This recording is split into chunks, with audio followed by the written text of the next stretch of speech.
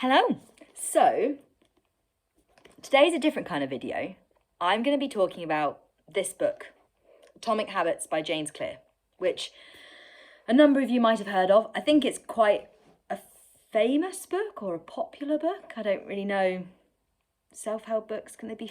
Yeah, they could be famous, can't they? I don't know. I'm not normally a self-help book kind of person. That's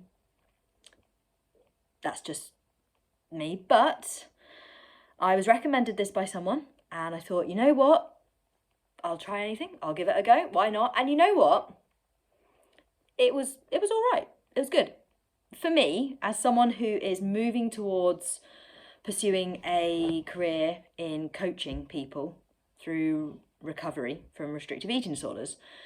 And I'm doing as much learning and absorbing as I possibly can. I feel like I've got the years of experience and the doing it myself, but I'm just trying to learn wherever possible to enable me to really give the best possible service eventually. I'm starting my training formally in January, which I'm very excited about. But yeah, I'm basically just reading stuff. And I think because I'm looking at it through those eyes, I feel like there were quite a few things in this book that I thought that's actually quite handy in terms of recovery stuff. So I just wanted to share them with you. I'm not saying go and buy this because I am definitely not one to encourage recovery procrastination. And you do not need to read this book to recover. Absolutely not. You don't need to do anything to recover other than go and eat and sit down and eat more and sit down more. That's what you need to do.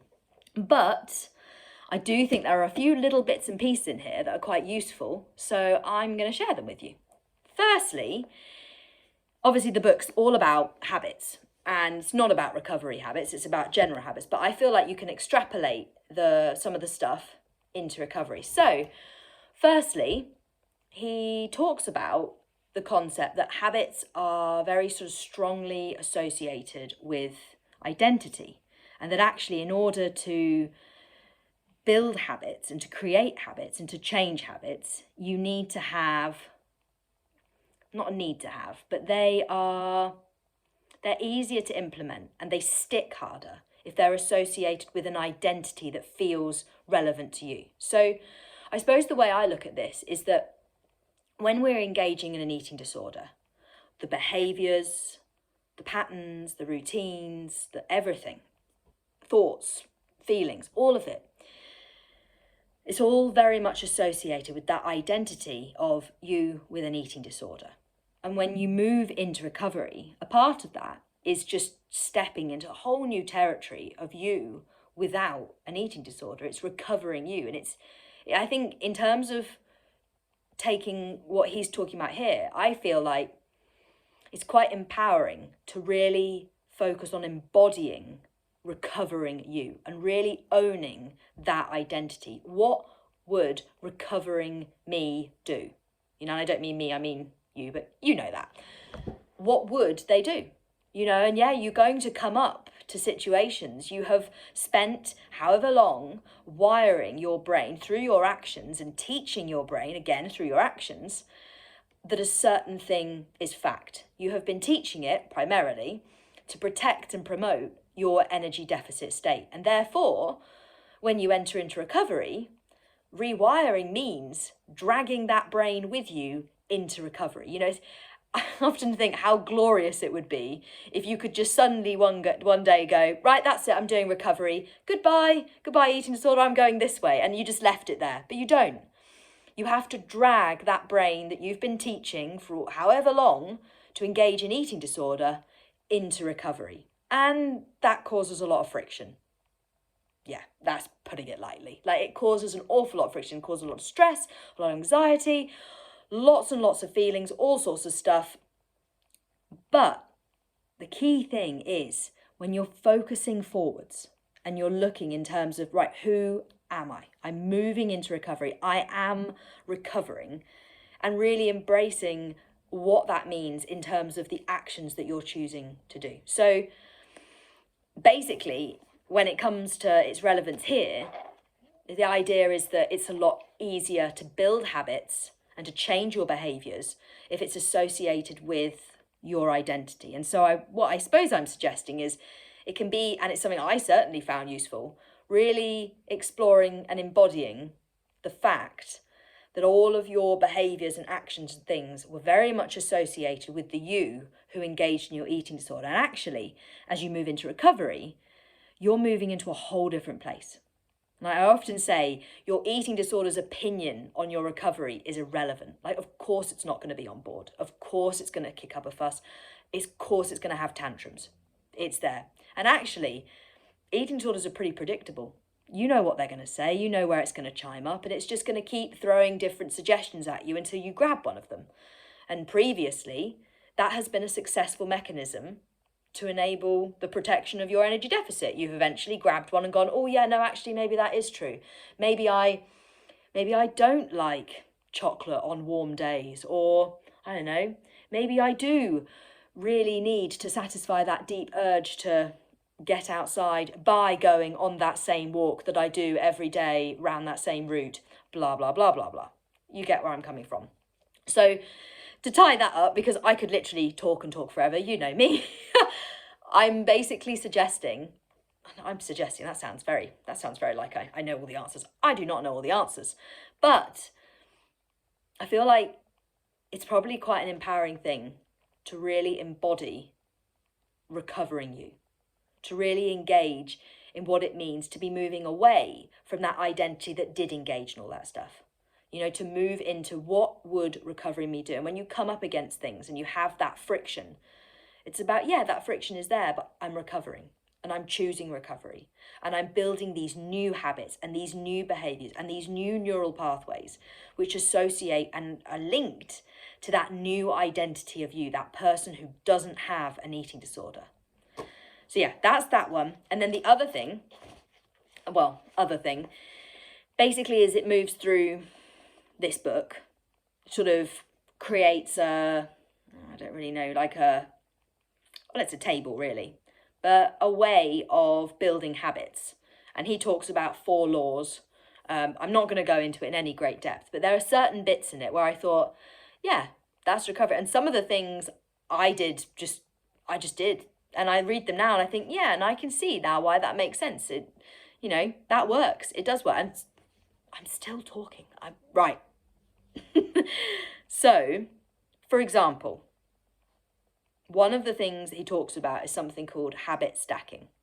Now, basically the idea of this is that when you are trying to implement a new habit, you attach it to something which is already a regular thing that you do. And so, for example, if you know that, every morning you wake up and you read a page of your book, or you read a couple of pages in your book, put some biscuits by the side of the thing and say, okay, every morning I'm going to wake up and I'm going to read a few pages of my book and I'm going to eat those biscuits. It's things like that. And it's that idea of if you attach something to something that's already going on, then the chances of it sticking are much, much higher.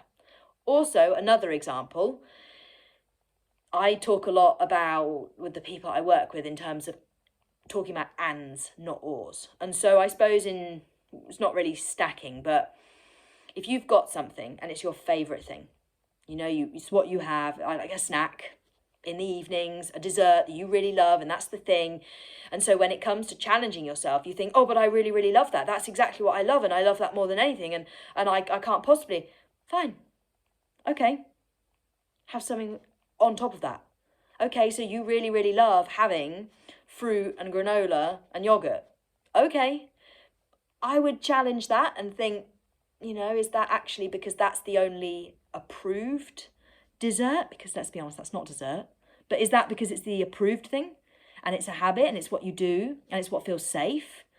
But one option, and also this is really effective in calling out your own bullshit, because suddenly it's like, oh no, but I can't do that. I can't do that. But this is the intention of recovery. We're constantly just about siphoning through the bullshit, looking at it all, shining a light on it and being like, right, well, let's just go attack that then. So adding stuff. And the other thing is genuine. Like if you've got something, you're going through a phase and you're really craving something and you're like, oh my God, I literally cannot get enough of this thing. And then you start to think, but should I be trying to vary things up a bit though? Should I be changing? I don't want this to become the thing that I have. Okay. think about ands, not ors. You know, you're not saying, well, I can't have that chocolate bar because I'm having that all the time at the moment, you know, so actually I'm going to go and have a different chocolate. Have both of them. Have both of them. There is no too much.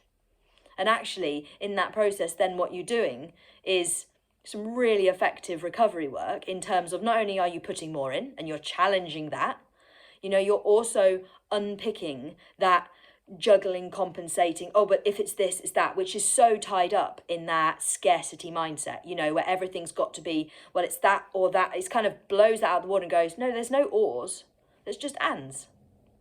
So yeah, that was one thing. Another thing that came up in here was about your environment and making it so that I call it setting yourself up to win. And the idea is that you make it easy for yourself to choose the recovery thing and difficult to choose the disordered thing. So what that would look like is getting rid of all your safe eating disorder stuff. You know, getting rid of all of the crappy whatever sauces and syrups and the low fat this and the low sugar that, and getting rid of it all and replacing it with proper recovery stuff, the things that you're craving, the things that challenge you, the things that you pick up and you put down, you pick up, you put down, you pick up, you put down in the supermarket, those things. And just replacing it with the real version of stuff, you know, like low fat hummus. It's disgusting. It's actually disgusting. Like, I used to be so attached to that stuff and like, it tastes much nicer. No, it doesn't. No, it absolutely 100% does not. In fact, we went to the shop the other day and we had to buy, there was none of the normal stuff. They literally only had the low fat stuff. And you know why? Because it's awful and no one wants to buy it. It's disgusting. Andrew was like, oh, we should get some because we can make it with sweet chili sauce and it'll be fine. I was like, it's not going to be fine. It is not fine. You know, but it took me a long time to not buy into my own crap. And I actually had to just repeatedly, I'd go to the supermarket and I'd go to pick out and I'd be like, no, I don't do that. I'm in recovery. I'm not engaging in that. And I'd just pick the other thing and put it in and then march off. Like setting your environment up to win. And at this stage you're at, if it's really, really hard for you to action that yourself at the moment, things like in supermarkets, one, which is another thing he actually talks about here, about having an accountability partner. I'll talk about that shortly. Have someone go with you, but clue them in. There's no point in them coming with you and then you just letting them buy into your disordered crap. You know, they come along and they've got all these great intentions and then you go and then you start with the, oh, but I'm not really sure I'm feeling it today, and I don't know, it just looks a bit soggy. It's probably cold. Like, no, we won't. Oh, no, I don't really think I'm in the mood for biscuits. Like, no, I'm not really, not feeling that today. No. Clue them in. Before you get into the environment where it's going to be challenging, clue them up. Let them know. Just a simple look. I'm going shopping, probably going to come out with all sorts of crap, but I actually want to come out of this shop with some decent, proper recovery stuff. So can you just hold me accountable to that? You know, and that can be at varying degrees. You can have tantrums in the supermarket, and I certainly did that many times. I'm not proud of it, but it's a reality where I started spewing my disordered shit, and either my mum or my sister or Andrew just didn't fall for it, and they were like, no, what do you mean you don't feel like cake? That's not a sentence. That's disordered. And I'd be like, oh my God, no, but I don't really want it, and I don't really think, and I think this looks much better, and like, well, that's a fruit loaf. Like, no, if we're going to buy cake, we're buying cake, you know, and it's all that, and I would have tantrums, and then, but it was helpful to have someone in there. But like I say, God, I can go off on tangents, can't I? Fill them in. And if that is too challenging for you, if you have access to it, and I realise that not everyone does, access to it, to someone, but I realise that not everyone does, ask someone to do it for you. Send them with a list, or don't send them with a list. Even better, just say, I just want some recovery stuff. Can you just go and buy me recovery stuff? Let them with the free rein. Go. Like, let them do it. As I say, there is absolutely no shame in reaching out for help at all. Like, having people that can be your buddies in recovery is so valuable and so important. But yeah, I'll talk, as I'm on this thing, I'll talk about the accountability thing. So one of his It is James. Yeah, one of James's things in his book is about having an accountability partner and how that can be a useful thing in building habits, And so that often will be someone that you live with, or if you don't have someone that you live with that is able to do that, then maybe a friend, it could be a coach, it could be a support person, it could be, if you're on like an online community, it could just be another person. Obviously, you need to be careful with someone else who's in recovery, because you need to make sure that you're both in a place to really support each other and not just end up hindering each other. But it's about finding your own support network. And if you are in a position where you don't have anyone, then you have to be your own support network. And that's not an easy thing. It's not an easy thing at all, but it is possible. And there are people like Tabitha Farrar who have recovered completely on their own, and they've done that job and they have done that work. So it's not impossible. It's more difficult, but it's not impossible. It's 16 minutes. I need to hurry up. Sorry. I'm sure there was one other thing. I think I talked about the environment. In fact, I might have said all about it. I think I might have said most of the things, actually. I talked about environment. I talked about identity. Yeah. I think, to be honest, I think I will probably close up there. So setting your environment up to win, I spoke about how important that is, and that really is something, making sure that your house is well stocked with proper recovery food and enough of it. Don't just go to the shops and buy, 90% safe things and 10%. No, completely rock the boat. Go in, ditch all of your safe stuff. If you buy safe things, if you buy low resistance eating disorder, rebellious stuff, as in the stuff that you just gravitate towards, you will gravitate towards it. Set yourself up to win. Make it so that when you open that fridge, there isn't anything that you can gravitate towards that's just easy, that's just, oh, I'll just have that. No. Have it that everything in your fridge, a plentifully supplied fridge, a plentifully stocked fridge of recovery stuff, proper recovery stuff. Really embrace recovering you. Embrace the fact that that person is totally different to the you that engaged in your eating disorder. The behaviours, the routines that you're in, the identity that you have of who you were with an eating disorder, as opposed to the who you are you're moving into, is completely different. And enjoy that process. It can feel overwhelming. It can feel like you're not really sure who you even are. I feel like for me, identify the process of self-exploration, self-discovery in recovery was half self-discovery and like re-engaging with the person that I knew that I was deep down and that I was before my eating disorder. And it's also some self-creation. It's imagining and envisaging who you want to be. Who are the people that you really look up to, that inspire you? Who do you want to be? And it's then instilling that energy into your day and using that to dictate the actions you take, going, okay, that's what I'm wanting. That's the essence of where I'm heading. Now bring it back into the moment. What can I do right now to get me close to that, to guide me towards that, to action that reality in the now? Yeah. Okay, I'm going to sign off now because I've talked forever. And I'm sorry if this is a weird angle, but yeah, as I say, I am thinking it might be a good idea to start doing some sort of question answers as videos. And what I mean by that is a question, and then I get sent a question either by DMs or email or whatever, and then I answer it in my videos, because I feel like that's a really nice way to be able to, one, answer your questions, because I get so many messages, and genuinely I do everything I can to reply to everyone, but even now I feel like there are times where I just can't give as much attention to all these questions, and also a lot of the questions that come through are the same. But I don't like just copying and pasting answers. So I always do new answers. And I'm writing these big paragraphs to people. And I love it. Don't get me wrong. I love helping. But as I somehow grow in terms of my followers, which is mental. I can't believe there's like 4,000 people. I remember when I started it, like, it's crazy.